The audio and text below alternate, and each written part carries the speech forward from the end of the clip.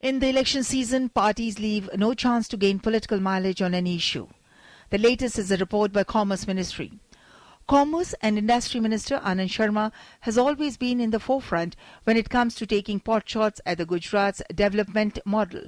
However, it seems his own ministry begs to differ. Commerce and Industry Ministry sponsored report released on Wednesday showcasing the Gujarat model of land acquisition as the best practice has stirred up a controversy in political circles. Rejecting the BJP's interpretation of the report, Anand Sharma said his ministry never praised the Gujarat model of development. On the other hand, BJP was quick to applaud the report. That is not correct at all. It's a report not of Commerce Ministry but of Accenture Company. And on these 14 parameters, number one state is Maharashtra, then Haryana, Karnataka, Andhra. So they are distorting for cheap publicity. Well, the truth has slipped out. Right. The mask has slipped down.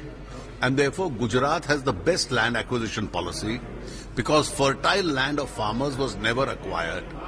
It was mostly land around the coastline, which was non-fertile land which has been acquired for industrial development. Congress and its allies have many a times raised questions on the Gujarat land acquisition model.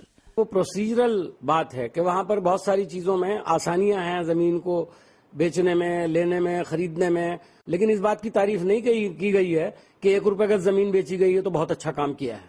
ठीक है, वो हो सकता है कि वो report अपनी दिया हो कॉमर्स मिनिस्ट्री ने, क्योंकि इसका ये हरगिज मतलब नहीं कि जो टोटल जो विकास का मॉडल है वो सब सही है।